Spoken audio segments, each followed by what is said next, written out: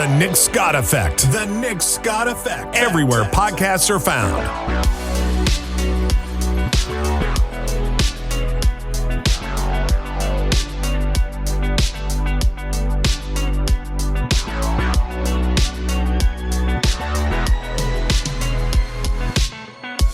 Okay, well, I got a ring light. Oh, well, there you go. I got a new one. Yeah, it's a ring what? A ring light. A ring what? A ring light. A light. Ring light. It's a ring light. She's from Logan. Light. So we had this scheduled yesterday, and I got a text from you that says, I pulled a muscle in my neck. I might be going to the ER. So I want you to know the scenario that played through my mind. Because I know you were in a rock band at one point in time. So I had this vision of you rehearsing with your band, headbanging in like a windmill with your hair going around, and that's how you hurt your neck. Please tell me I'm marginally close. I wish I was that cool. No, actually, I think I really don't know what I've done. You could have just slept on it wrong.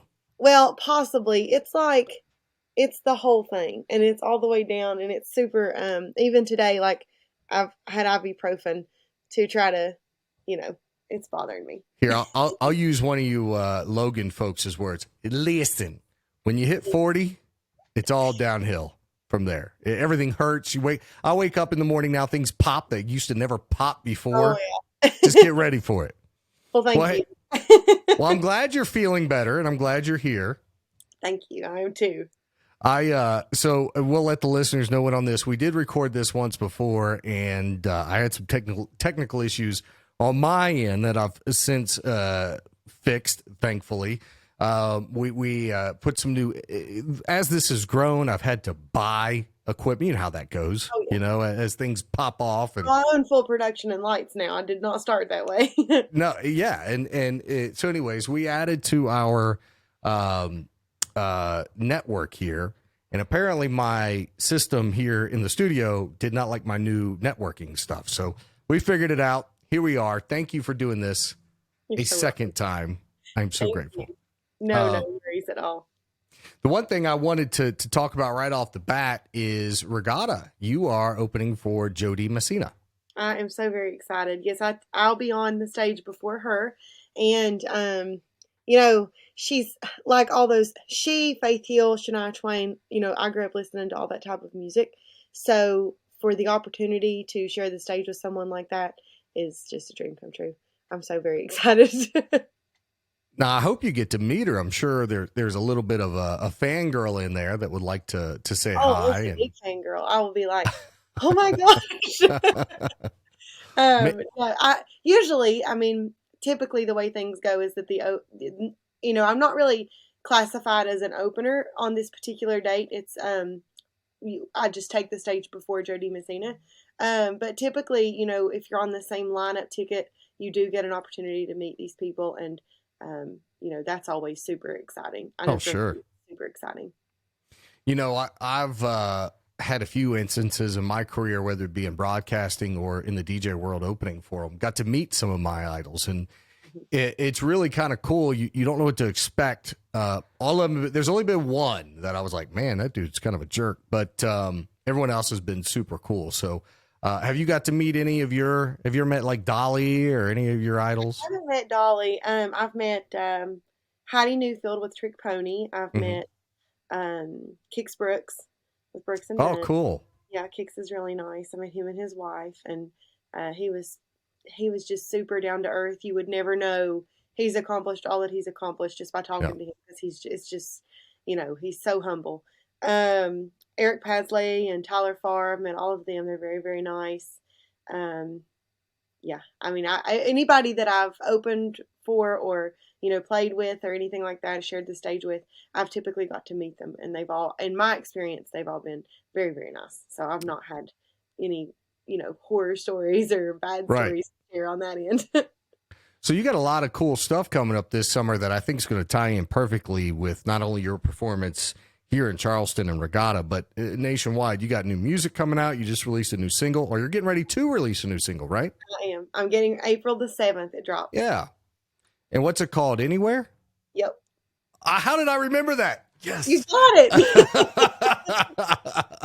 Well, what's so cool is you were so sweet to ask me to make an intro for you to walk out on stage. And I'll put it in the podcast here for folks to listen to.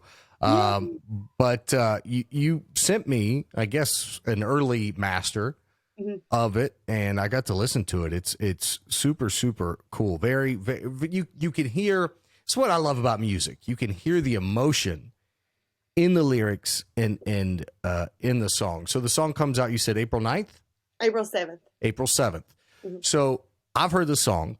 It's kind of a slower, somber song. Yeah. And I'll let you explain it, but tell me if I'm saying any of this incorrectly. Basically, details a pretty tough time in your life when you were separating from your now ex-husband. Yes. Yeah, you hit the nail on the head. So is this an identical story of what took place? Are you reliving actual moments in your life? Yes. Yes, I am. So basically the last day that I shared in my home that I thought would be my forever home with my ex-husband, I had to leave the keys on the counter for the realtor to come the next day. And I also had to pack up all of our stuff because he did not come and get any of his things. So that's kind of where this story of this song starts. And that is very much what happened in real life.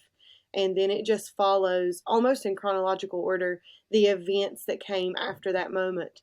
You know, I co-wrote this song with Kim McLean. She is an amazing storyteller. So when I sat down with her, I went through these events and we just kind of pulled and picked the ones that were most significant and would, you know, really tell the story and keep it authentic. You keep the whole storyline true. But also, you know, that we felt would make what we loved as a good song, you know, those absolutely.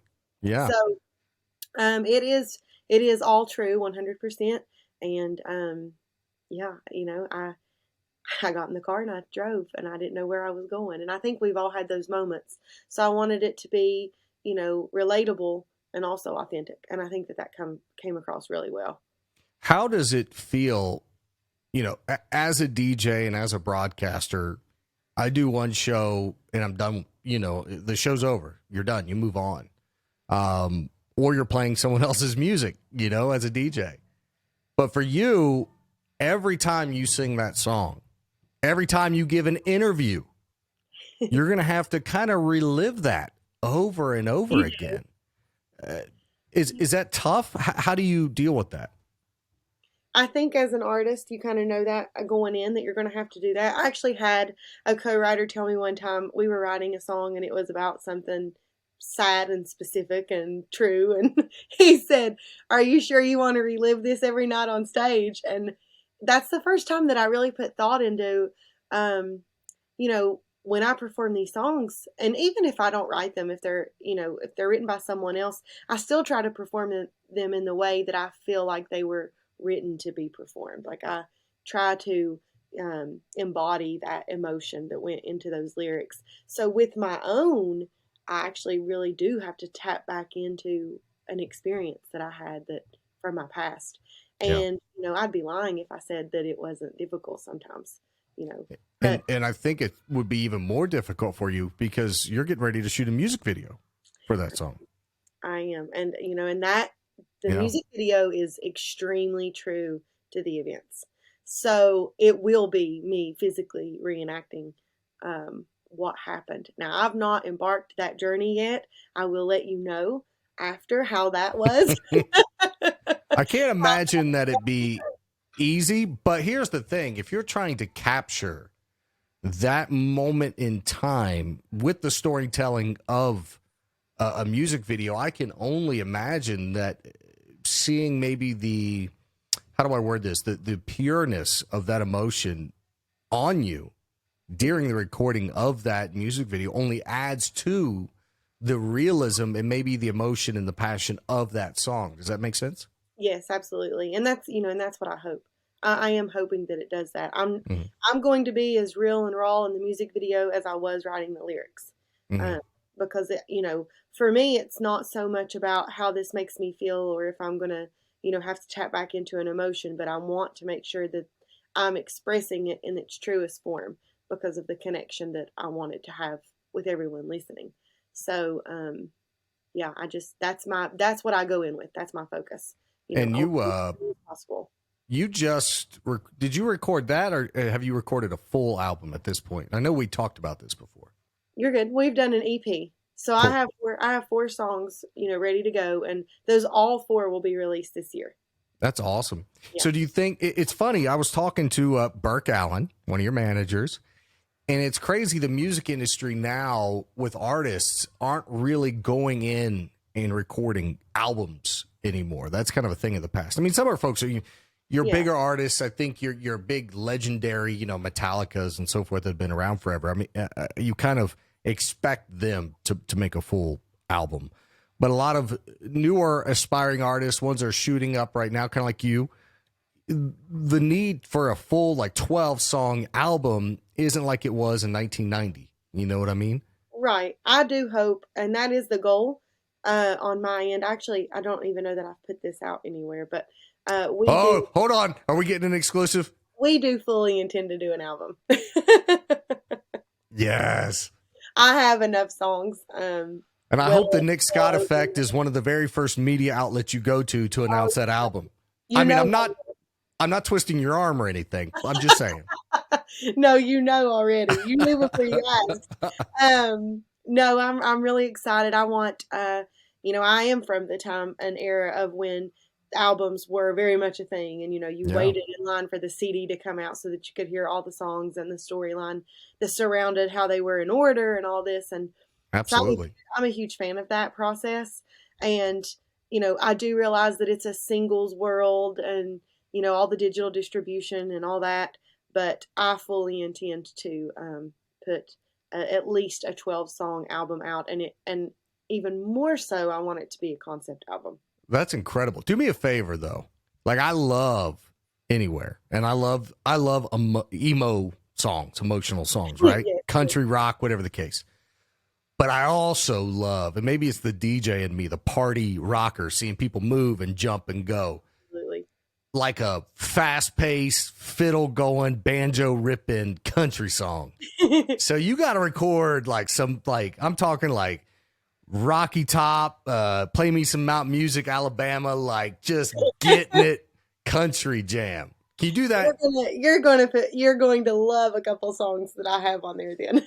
I just love, so I play guitar for Bible Center in Charleston, and our Christmas special, it was funny. We were in rehearsing and doing some stuff for Christmas, and my buddy Caleb walks out with a 6-string banjo, and I was like, oh, we're going in. Yes.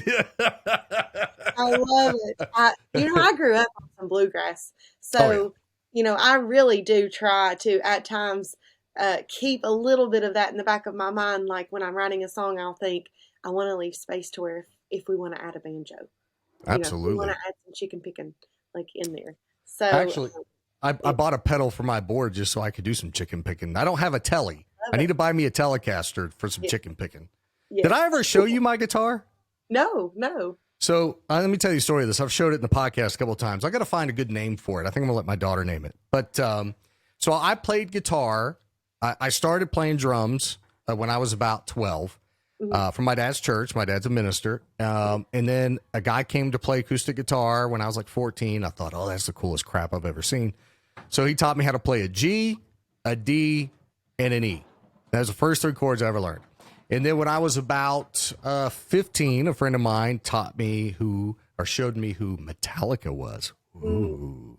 And who Nirvana was. Ooh. So I learned how to play Enter Sandman and Smells Like Teen Spirit. Well, anyways, when I was in a band in college, and we did some shows and stuff, but the DJ thing really took off, and I left guitar behind for almost 20 years. Well, last March of 2022, I got COVID.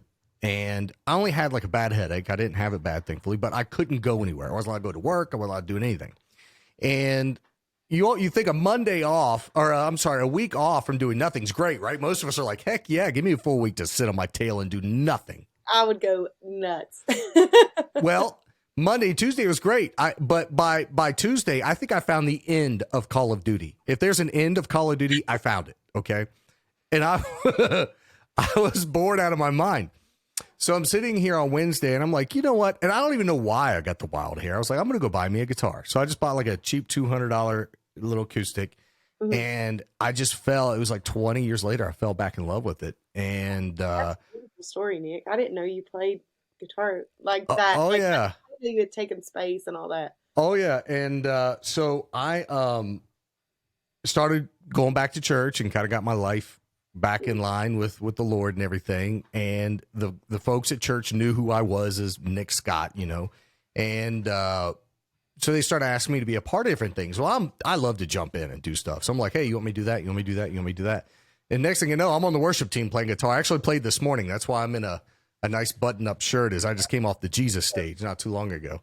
But anyway, so my wife knew I had my heart set on my whole life, because I grew up a poor kid. I grew up in a trailer park. Dad was a preacher. We didn't have two nickels rubbed together. She knew I always wanted a real Gibson Les Paul. So at Christmas, she got me my very first Gibson Les Paul Standard. Here, I'll show it to you. Oh, my goodness. That's a beauty. Look at that. Look at that. Now, that is pretty. So this is you know what's just happened. Are you going to name it? This. I know you can play now, and I'm going to irritate the crap out of you until we have a jam session. Hey, we can play. I can go get my acoustic. We can play now. Because I could tap right into this board. But this here is a 2013 standard. And what's really cool is I had some work done on it. And I'm going to nerd out. Sorry for those listeners who don't know anything about guitars. I'm probably going to lose every one of you, and I apologize. But inside the pickups here, or in the pots, I'm sorry, where your volume knobs. If you don't know what a pot is, we turn the volume up and down to the tone. Gibson cut corners back in 2013. They put like little chips in there, little electronics, instead of the hand-wired solder pots. So I had my friend Tanner and Dave, shout out to them at Pod Piper in Charleston, put new pots in here, and this thing freaking screams, man. It's my baby. She's pretty. I told my wife, I said, whenever you put me in a casket, just make sure there's room for one more. And no, she's a beauty. Oh yeah, we can play anytime. This morning I played 2 songs, and then in the modern we usually do 3 or 4 songs. So right now a lot of my playing is just in church. I'll have to come over and see you. You know, that's not very far from me. And speaking of church, should we talk about Buffalo Trace? No, I'm you should come see us. Bible Center is an awesome place, awesome people, for sure. It is. I know. I don't know of the church. I mean, I know the church. I've never been, but my daughter did attend the school, and I have nothing but good things to say. You know, it was really lovely. Well, the thing is, if any of them know who you are, which they will by the time I'm done, because I'll tell them who you are, you might find yourself up there singing at some point. Fine. That's fine. Listen, I started with gospel. I know more gospel songs to this day. To this day, I know more gospel than any other genre. If you were to walk on a church stage right now and you just had to pull one out of the hat, what's the song you're going to? Either I'll Fly Away or Wayfaring Stranger. Now, I'll Fly Away, the upbeat version or the slow version? I'll fly away. Yeah. You know, there's a slowed down version of that too. I think I did know that, actually. Yeah. I actually believe I've seen that performed. Years ago, I went and saw Hillsong in Morgantown. Yeah. Yeah, and I believe they did that. I want to say that's where I heard it. But anyway, yeah. So growing up, it was Amazing Grace, of course. Oh yeah, of course. And of course. And there was another one. It's right on the tip of my tongue. I feel like we did that every flipping Sunday, and it was just a piano and like a drum kit with a snare and a hi-hat, like that was it. But I can't think of the name. Oh gosh, Kate Boytek, it's killing me. I know the lyric goes, "Our God is an awesome God, He reigns." Does that sound familiar? Yeah, it does sound familiar. I can't carry tune in a damn bucket, so that's what I tell my dad. What's that? I tell my dad he can't carry a tune in a bucket with a lid on it. But I'll make a fool out of myself for this segment. But I know what song you're talking about. Yeah. So that's a little more. Is that more contemporary? A little. For 1994, it was, but not now. I used to sing a lot of the Gaithers and things like that. Yeah, I directed a church choir for a while. Oh, really? Yeah. I could see you doing that. I did. I had a wonderful time. The only reason I don't do it now is because the timing issue. It wasn't fair. Yeah. It just wasn't fair. I have to sometimes be away on Sundays, and I needed to not think of myself and think of them. They needed someone. 100%. Yeah. One thing I think, and I might be misspeaking, but I remember kind of overhearing this in conversation, is there was a period where it was hard to get people to commit to the choir because of the time needed. But now I think the Bible Center at least has a pretty healthy choir. So were you the one standing at the front doing the whole getting them all going and maestroing? I tried to maestro. I mean, I did stand at the front and lead and all that, but I don't have experience in this. And funny thing, this, yes, this is and funny thing. I know I'm a singer, but my timing is not the best. I struggle with timing. Really? Yes, and that's why I can't play an instrument. I struggle terribly because my timing skills. And so this did not. That was that's wildly interesting to me because you understand key and pitch and tempo and beats per minute and all that stuff. But I'm a very odd human. But you can't incorporate that into, say, guitar or drums or piano or anything. Oh, it's the oddest thing. It's way off. And my mom teases me and says that she remembers me being in kindergarten, and she knew I had a timing issue when she tried to put me in cheerleading, and all the girls were like, "Ready? Okay," and I was like.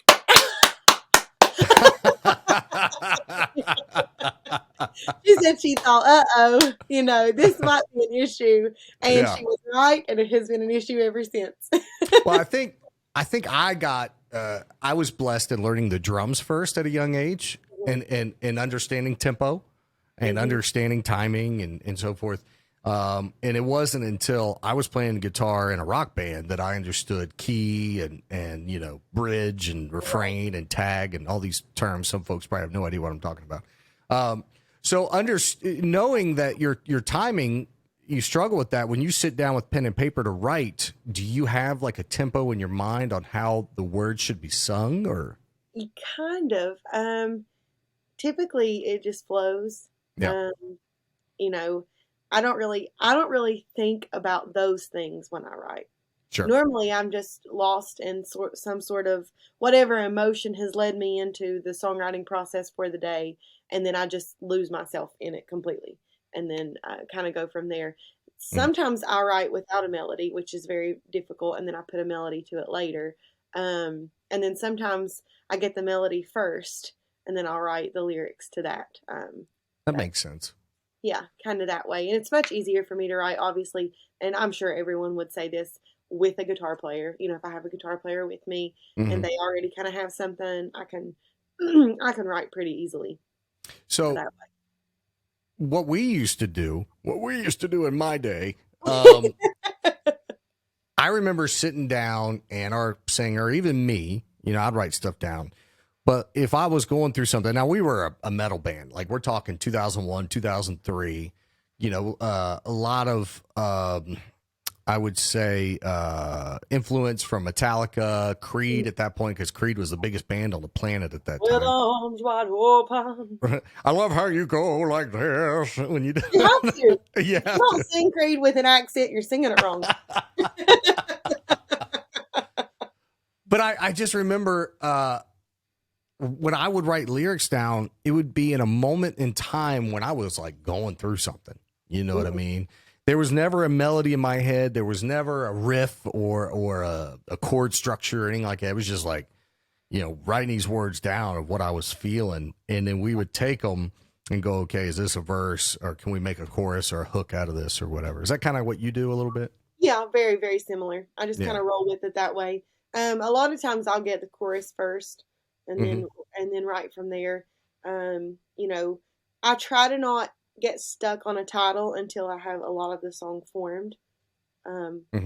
Unless the title just sticks out like immediately. Like I have a new song coming out at the end of the year, and it's called Thanks to You. And the title was just, I think that was the first thing. We had 2 lines, I think. And then we were like, okay, the title's Thanks to You.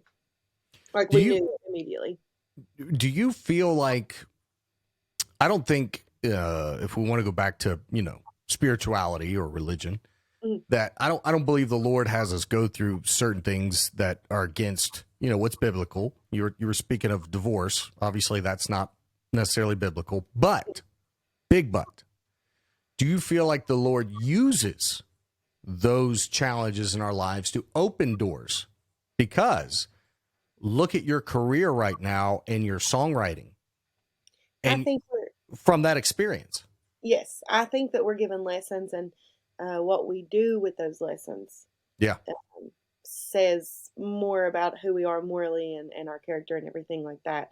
I feel like when one door opens, another one, or when one door closes, another one opens. Absolutely. And that's very true in these cases. Sometimes we get lost for whatever reason. Oh, sure. Yeah. And, and I think that there's always a way to find yourself again. So those moments after you're lost those are your deciding, those are your choices. Well, where I was going with that is do you feel like you would be on the rocket ship you're on right now without that experience and without that ability to write the great content, the great songs that you're writing? I feel that, and I say this with my most truth that I have in my heart. I don't think if I went through all that I went through, and I mean from the beginning Sure. of the marriage to now, I don't think I would be the artist or the person that I am. And because of that, because of who I know I am and the amount of time I've taken to build self-worth and self-love and things like that, because of all of that, I don't think that I would know how to portray myself in this career to its most beneficial way. I don't know that I would be able to connect in the way that I do. And I don't know that I would be as grateful as I am. Oh, sure. When you lose a lot of things, you develop this sense of gratitude, this humbling sense of gratitude. And I know in my 20s, I did not have it, and I didn't have it until now. So I always, I know people say, you're almost 33. Do you have a fear that you're, kind of getting to your age limit in this career? Because that's just something, that happens with this stuff and in this line of work. And I always say no, just because I know in my 20s I couldn't give what I give now. Yeah. I couldn't appreciate. I feel the exact same way you do on that one. Now. Yeah. So when in my 20s and if I'm like you in your 20s, you take for granted a lot. And I was given a lot of opportunities in my 20s. Looking back, no 21-year-old should have been given, but I was. And I think I let that go to my head too much, and I didn't give back to those who really helped me. I have some regrets over that. Oh, yeah, same. I mean, I do too. And I've made peace with everything now because I was 20 and I just did what I knew to do. I was Sure. I was at the level that I knew, the highest level I knew how to be at. And, back to the spiritualism part of things, I think that you're given opportunities to look at those decisions and say, okay, do I want to stay at this level that I'm at, or do I want to one up it? Mm-hmm. And then I believe you're always given a door to level up if you want to. And I mean level up as a human being. Absolutely. Do you want to add more quality and benefit to your life and others? Here's the door. If not, here's the door you've been on. Here's your same seat you've been on throughout this journey. And I always try when I, feel that I'm strong enough and can and all this and that, because there's so much that goes into decision making, to hop on that new seat and go through that new door. Absolutely. When one door closes, another one always opens. Yeah. When I left terrestrial radio, I had an opportunity to go back and work for other radio stations over a dozen times. And I said, no, not in any type of arrogant, hard-headed way. I just knew it wasn't the path for me anymore at that time, Mm-hmm. And I started this podcast, and this silly, stupid thing I do here in my home studio took off. So when one door closes, another one always opens. And I try to tell people that a lot. Like, don't be discouraged and get down and depressed, because I believe there's a better plan for you tomorrow. Absolutely. You know, Yeah. in my 20s, it didn't work out. I tried to sing and do this in my 20s to an extent. And Yeah, you were the next Amy Lee. I was trying to be. But I even went into country music and Oh, you did back then as well? I didn't know that. yeah, Yeah. I mean, yes, I did back then as well. And it just, it wasn't the time. So, if you'd had asked me when I was 25, 2 years after, walking away from it, if I thought I'd be here today, I would have been like, no, like I walked away from that. There's no turning back. And, and now that I'm in my 30s and I'm back at it, I'm further along than I ever was in my 20s. Sure. So I agree with you 100%. When is the first time you realized you could sing? I mean, were you young in church or with your mom and dad or?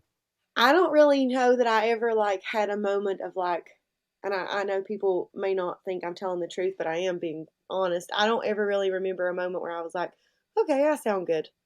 I remember my mom saying, you sound good and let's build upon this and let's not do this and let's do this and, that kind of thing, and giving me guidance and structure and things like that. But even to this day, I don't really sit and think those things. I have a lot of, if you ask anyone that's close to me, they'll say, if you say, how many times a day does Kate ask if she sounds good on that? They're going to be like, oh my God, I wish she would just quit asking. I heard you say it 6 times at the Broken Axle last weekend. It's just this thing. I'm like, oh my gosh, how did that sound? Did it sound okay? Did it, you know what I mean? Well, I don't know why I do that. I'm sure an insecurity somewhere.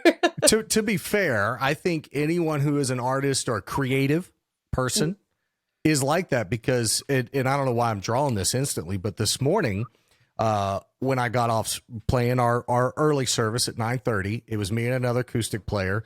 And, we were going off each other in different keys. So we were harmonizing and I thought it sounded great, but I had a lot of doubt. Oh, did I go in this structure right? Or maybe I could have fingerpicked that a little different or whatever.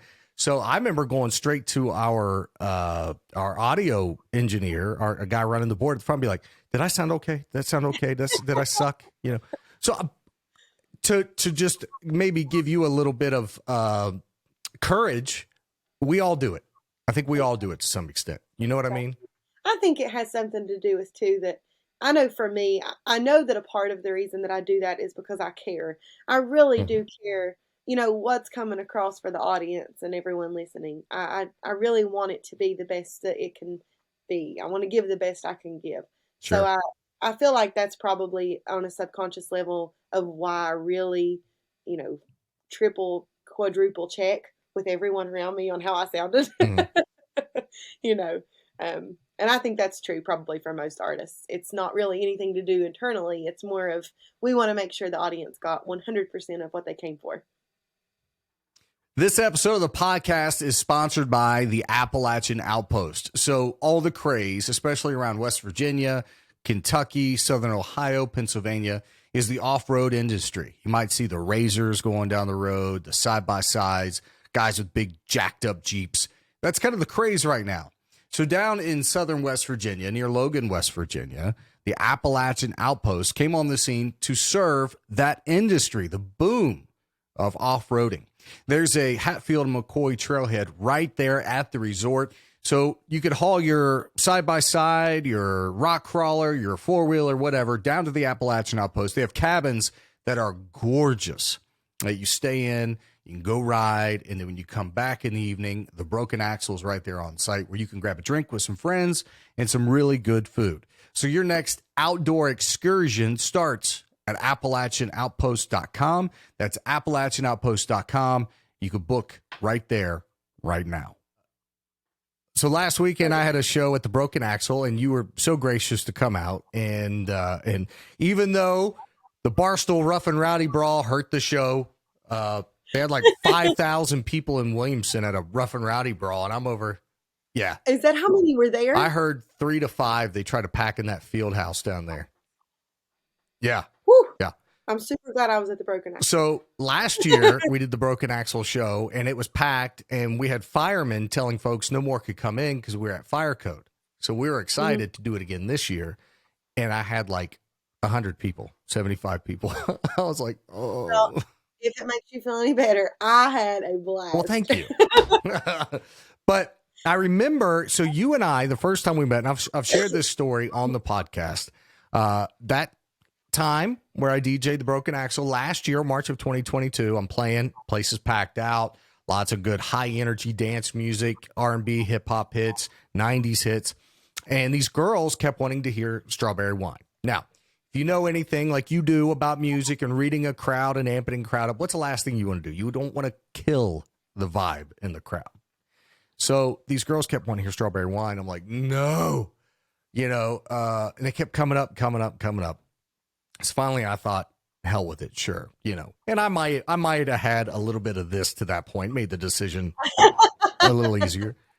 So, side note, I need to mention why this is even here. No, I'm not a raging alcoholic. This is my friend, my friend Ben Salengo, great friend of mine. He's been a dear friend for many, many, many years. He also got into the podcast world. Congratulations, my friend. Congratulations. He started the Bourbon podcast. He is a bourbon connoisseur like me. I don't like any other alcohol drinks, beer and vodka and all that. Has never done anything. I like to sip on bourbon. Always been a bourbon guy. So anyways, he started the Bourbon podcast.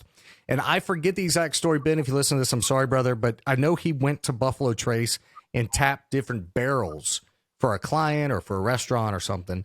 So this is the actual barrel he tapped, that he tasted, that he picked. And he gave me a bottle. It even has his logo right there, the Bourbon podcast. Yep. And so I wanted to bring this on and show everybody and thank Ben for giving me that. And this will go back in my liquor cabinet and collect dust. So no, it'll be consumed at some point. But back to my story. That's pretty cool, though. That's really cool. Oh yeah, he's a great guy, great guy. So the Broken Axle, Strawberry Wine, drinking bourbon, and I finally played the song for all these girls, and of course they're singing it. And this blonde girl comes up to me and says, "Hey, I'm a singer. Can I sing?" And the first thought through my mind was, hell no. Yeah, I can't say I blame you. I probably had also had a little bit of bourbon. So, because in an entertainment setting like that, you don't know who you're giving your mic to. No. You don't know if they're going to drop it and break it. I mean, there's a million things. So I thought, hell, we're already this far along, you know what I mean? So I gave you the mic, or gave her, to keep the story, gave her the mic. And you gave it away. And I thought I could just turn the volume off, and this girl gets out there and kills it. I'm like, go on, this girl can sing, and come to find out that was you. And I didn't know that was you until like 6 months later when I ran into you at another show, and you're like, and I said, "Oh, hi, Kate. It's very nice to meet you. My name's Nick." And you're like, "Nick, I've already met you." When? And you told me that story. You're like, that was you? I had no idea that was you. It was. So, normally I don't go ask for people's microphones. Well, you did that night. And so we reminisced upon that this past Saturday. You actually sung Strawberry Wine. I'll put a clip of that in here. I can only show like 5 seconds so YouTube doesn't pull it down. But that was awesome, man. And this goes back to you self-doubting yourself, because I asked you, "Hey, do you want to sing again?" And like 4 or 5 times, I'll have to go back and look at my text message. You were like, "My voice is scratchy. My throat hurts." I just heard It's a little violin. And then you got up there and crushed it. And I remember, like, you even hear at the end of that video, I'm like, she was complaining about her throat being itchy. Bullshit. It was not scratchy. Well, no comment. I thought you sounded fantastic. And we sung Hell or High Water. We did. That was cool. That was really fun. One thing I really look forward to is you playing Regatta. So how long of a set do you have at Regatta? Do you know, like 30 minutes, 45 minutes?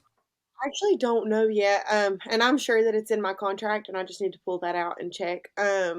Typically, anytime you're on before an artist, you have 45 to an hour. Sure. So I'm assuming it's somewhere around there.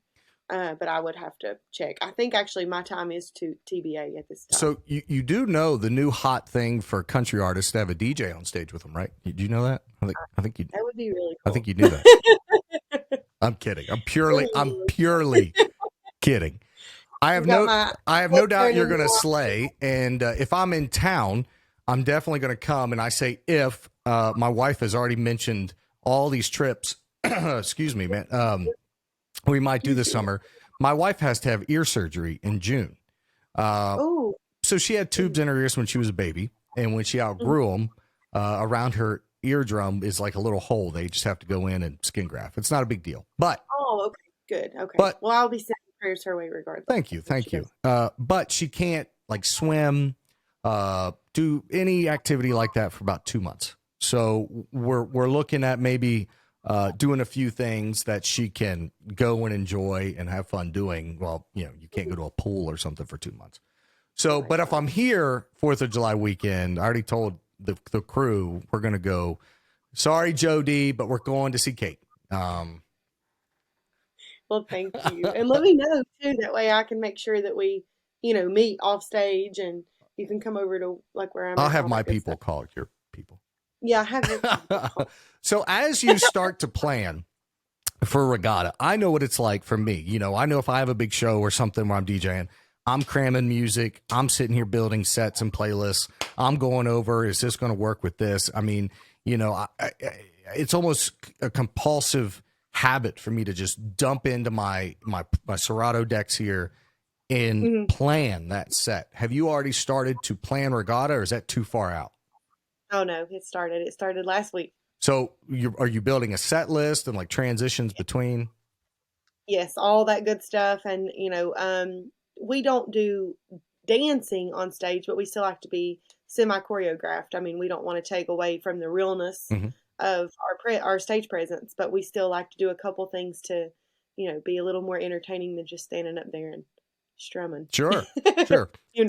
So we're building out the set now, and we have some pretty exciting things that we're going to be throwing in. I think we haven't done them live before, so it'll be fresh and new, and I think people will think it's really fun.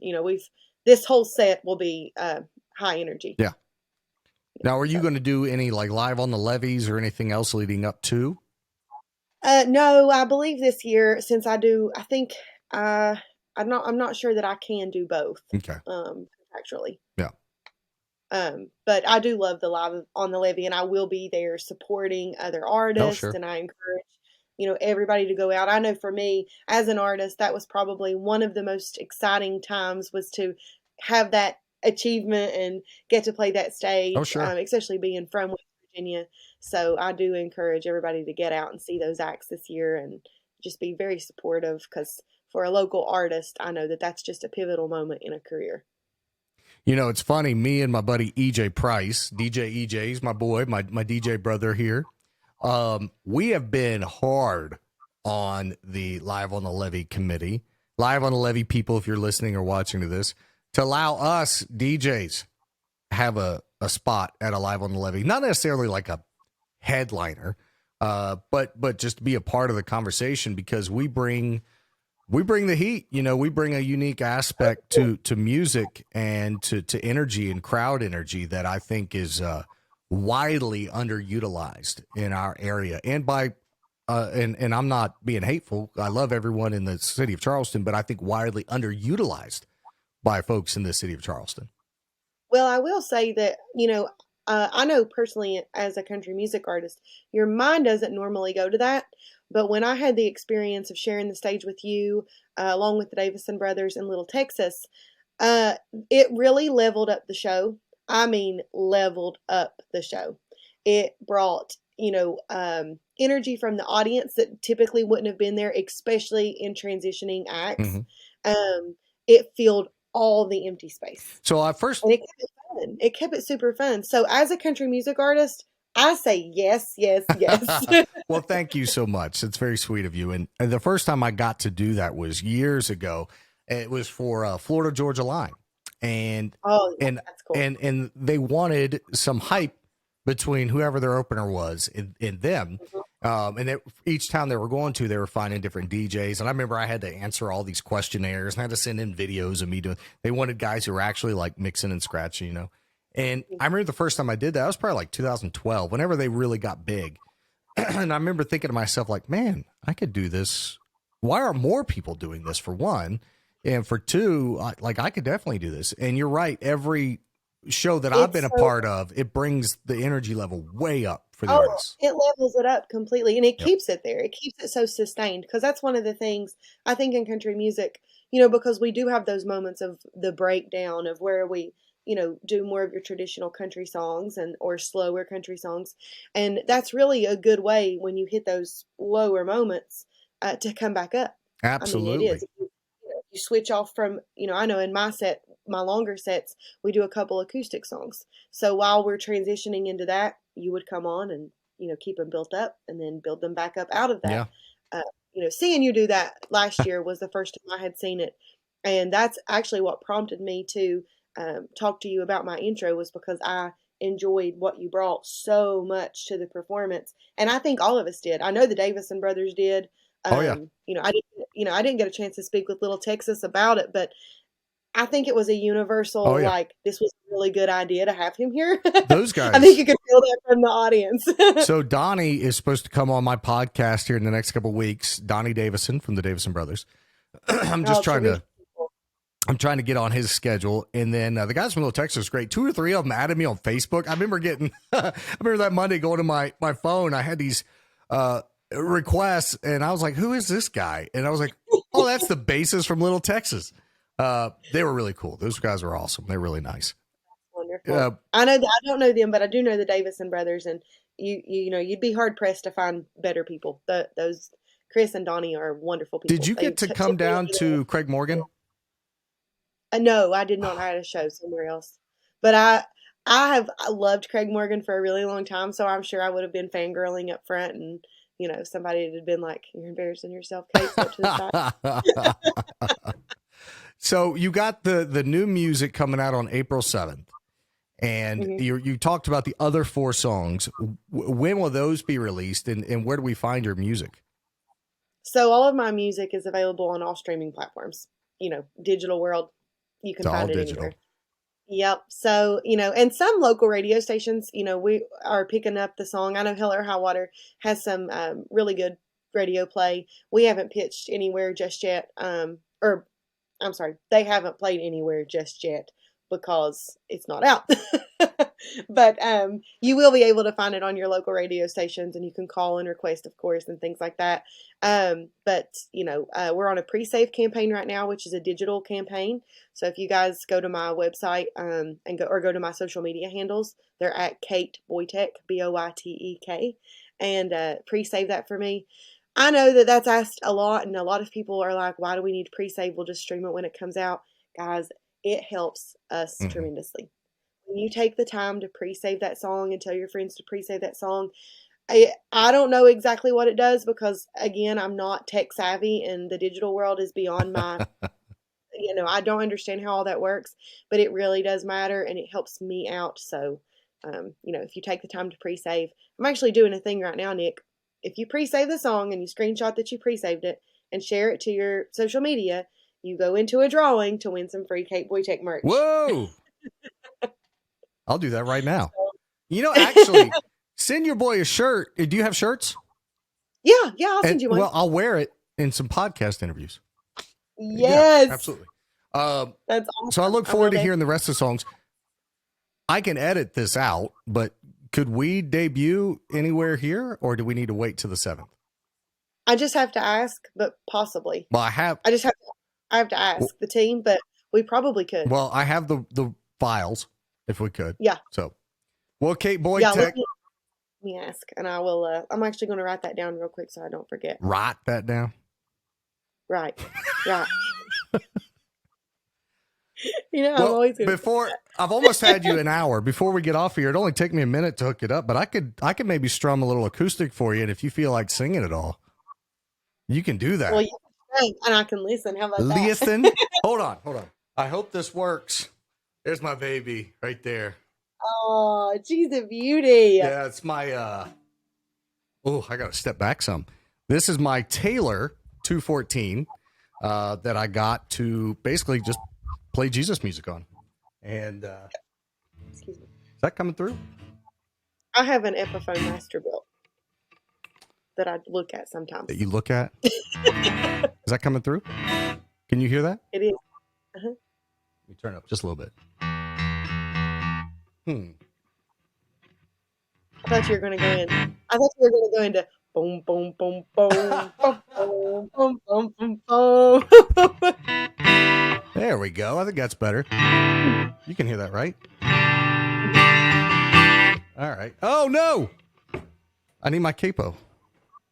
There we go. So one song that I learned recently, he's another West Virginian who I've tried to get on the podcast. And if he's listening to this, Tyler, I'd love to talk to you.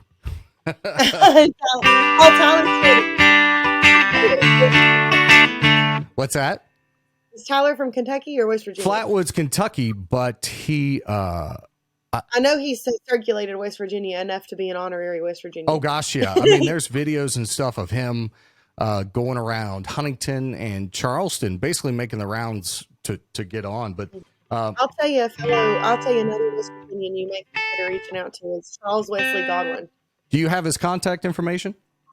I have someone that has it. Hook it up. But this is my favorite Tyler song.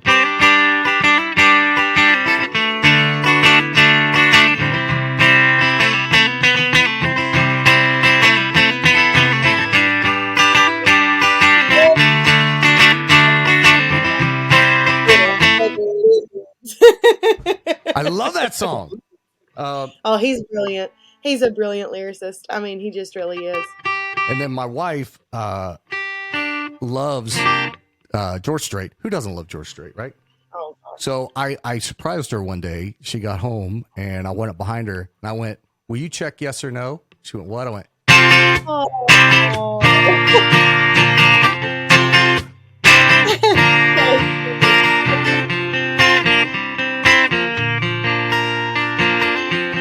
We will have to do a jam session. "What's that?" We will have to do a jam session. You didn't know Nick Scott had some guitar skills, did you? I did not. I mean, I knew you could play, and I always knew you were a drummer. Yeah. But I didn't realize that you also played guitar, which typically, I know that musicians typically can play several things, whereas I can play nothing. But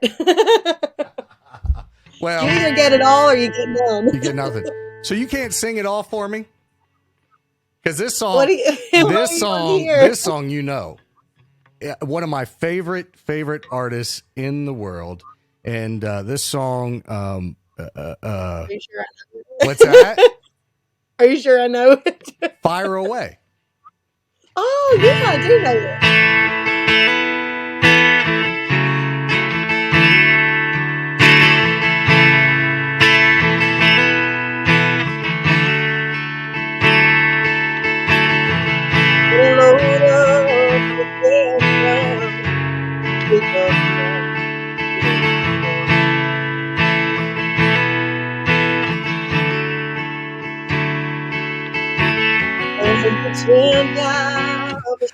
For some reason, we need to do this in person because I guess my audio coming through and in your audio, I can barely hear you for some reason. Well, we need to do it in person. You're not that far away from me. We need to just do a podcast where I'm in studio one day, like an in-studio podcast. Yeah. We'll run through 2 songs. Absolutely. And I also learned, and I love Chris Stapleton. I do too.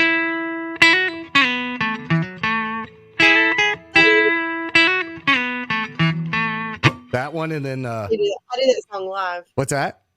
I do that Oh, song you in my do? performance. Oh.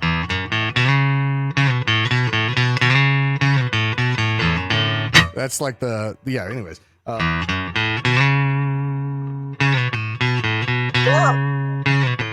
anytime I need songs, I'm going to just call you for melodies. It's funny. I was telling this story at church this morning, and I'll put this stupid thing away. I didn't know we did a night of worship, and they were sound checking, and they were working on someone's microphone, and I didn't realize my volume was up. And so I started the what that is. Motley Crue.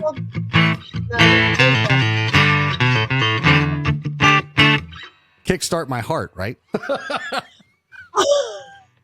I said, I didn't know you could hear me. I'm so sorry. But anyways, this is what got me into radio and got me into the DJ world. So if it wasn't for the guitar, I don't know that I would have the career that I have, even though the career that I have really has nothing to do with this. Ironic as that is. It's funny how that all leads together. Yeah, it's amazing. But we could write, I have some melody stuff that I've written that would, I think, work country-wise. I need to get a Kate Boytek royalty check going. You know what I'm saying? Oh yeah, me too. I need one also. I don't know where to put this thing, where to be safe. All right, Kate. Well, now that I've annoyed you tremendously. You did not annoy me. I could listen to someone play the guitar all day. This is my baby right here. It's a skill that I'm very envious of. I really wish that I could play anything at all, and I mean that. Absolutely anything. Well, when I pull the files, you singing and me playing might sound fantastic, but for some reason, the latency over the internet, I couldn't keep up with you, so we'll have to do that in person. Well, it was delayed on my end as well, so We'll see. If not, we'll have to definitely reschedule something to where we're doing an in-person little jam session for everybody. Well, you are always welcome on the podcast. It's just, you are my first repeat guest. Really? Yep, my first repeat guest. So congratulations. Oh, Nick, thank you. For what that's worth. That is worth a lot. That is an honor. Thank you. That's really cool. You're always welcome.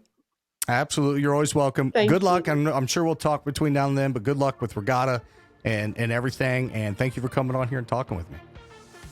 Oh, thank you. It's a blast as always. And, I know we'll talk in between and, I can't wait to come back on. Thank you so much.